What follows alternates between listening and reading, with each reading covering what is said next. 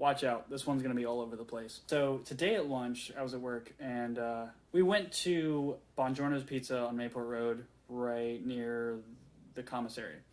And I was walking out of the van, and I saw parked right in front of Buongiorno's was this brand new, shiny red, like 2016 Ferrari Spider. And I was like, what is this car doing here? This car does not belong in Mayport. What's going on? So I'm looking at it, and this guy comes out. He looks like he's maybe in his 60s. He goes again, and I'm like, oh, man, nice car. This is pretty cool, pretty awesome. And he's like, yeah, man, I love them. I've always wanted one since I was a kid. And, you know, and then he goes on to say that, oh, yeah, I've got 5 more at home. Okay, I've got 2 questions for you. What do you do, and how do you do it? And he replied to me with, I produce movies. And I'm like, okay. And he goes, you ever heard of a company called Bad Robot? And instantly I'm like, oh my God, really? So this guy, basically, I'm like, so you and J.J. Abrams did the new Star Trek, and he did The Fifth Element, they did Lost, they did so many stuff, like so much stuff. And then like this guy's right here. I'm like, are you serious? I'm like freaking out a little bit. And he's like, yeah, man, like all this other stuff. I'm like, what are you doing in Mayport? What are you doing here?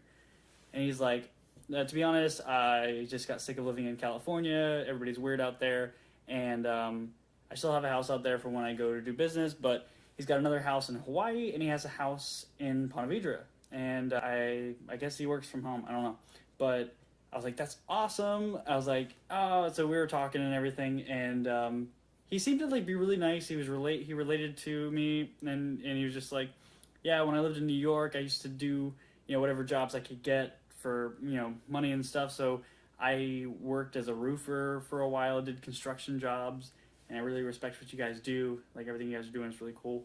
I'm still like kind of just starstruck. I'm like, oh my God, this is awesome. Then he's like, then I asked him, like, as he was getting ready to leave, I felt bad for holding him up so long, but I was like, can you do me a favor? And he's like, yeah, what? It's like, do you talk to J.J. Abrams often? He goes, yeah, I talk to him all the time. I'm like, can you sell him something for me? He goes, yeah, what's up? I'm like, can you please ask him for the next couple of movies you guys do, to kind of try to minimize or entirely eliminate the lens flares, because we're sick of them. And he laughed and was like, yeah, I'll let him know you said that, and you're not the only person that's suggested that. So I'm glad I got my 2 cents in. But I unfortunately didn't get his name, or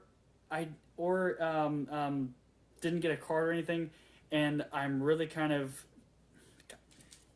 disappointed, because I really wanted to, like, you know, see if I could talk to him for a minute and maybe get some pointers and stuff, because like filmmaking has always been a passion of mine. I wrote a feature-length screenplay when I was 22 and 23, somewhere in between that span of age, and have it sitting on the shelf downstairs, just collecting dust.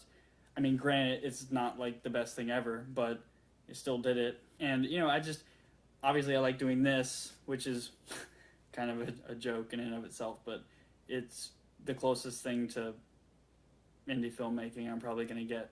Until today, when I found this guy, I met this guy, I'm like, I've got to, you know, be able to, you know, I want to talk to him. Just see if he can maybe give me some tips or some pointers, or like show me the ropes or something. I don't know.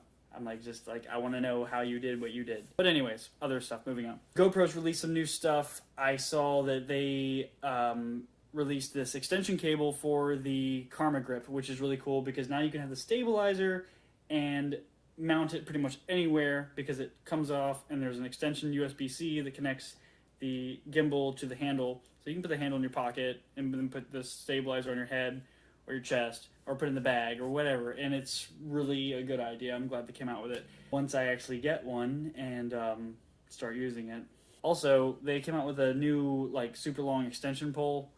It pretty much is just like the Go pole from Smatry. Wait, is it Smatry or is it Go pole? Are they the same people? Other stuff going on. I'm really happy with the Eating with a Fat Girl Part 1. We got to review Al's Crafts Pizza, and if you watched that video, you most likely, if you're watching this, you probably watched that. It's really awesome. It got 21 views since I uploaded it last night, or the night before. So that's not that bad for my channel. One thing that I have that I wanted to address was creating quality content. Hold the laughter. Creating quality content is step one, and step two is marketing. As far as the marketing goes, I do have a Twitter account which exclusively posts the links to the new uploads because I'm never on Twitter. And I have the Google Plus, which I don't really know if anyone uses that. I have Facebook. So whenever I upload a new video, I post it to Facebook and I tag at least like 50 people. And which is awesome because it definitely lets them know in more than one way that there's a new video uploaded so they can go watch it. But I wish that the likes and the comments, instead of being posted on the Facebook share, would be posted onto the original YouTube video itself, so it looks like there's some sort of activity on the channel instead of just me barking in the dark. That was the worst barking sound I think I ever made. Things that irritate me this week. Holy cow. My phone is just like going crazy. There's like, whoa, trippy. It's like screen inside a screen, inside a screen, inside a screen. No, but there's like this message. You ever get put into group messaging and then like you might have said one thing and then like you look at your phone an hour later and it's just like because like everybody was saying stuff and it's overwhelming because there's no way I'm gonna catch up with whatever everyone's talking about because there's 25 new messages on there within the last 15 seconds. But anyways, pet peeve of this week, apart from group messaging, people that attempt to make other people feel guilty for having quote unquote privilege, whether that be racial privilege, whether that be monetarily privileged, whether that being having a good family privilege, whether that being not allergic to gluten. I don't know. But I've noticed a lot of this on social media that people are just calling other people out for things that they have going on in their life that are good. And as I've gotten older, I have started to realize that if you're constantly just shitting on other people, maybe you're the asshole.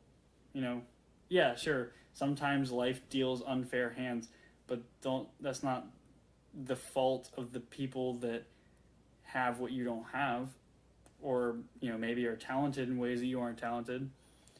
Because no matter what someone's good at, you're better than them in some other way. Like, you know, I might not be the world's smartest person.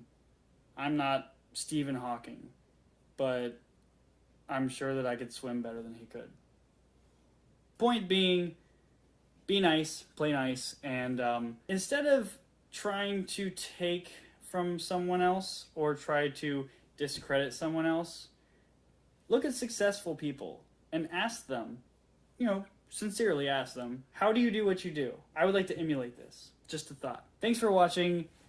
Like, comment, subscribe, and please, if I share something on Facebook and you watch it or you like it or whatever, I really appreciate it. You guys are awesome.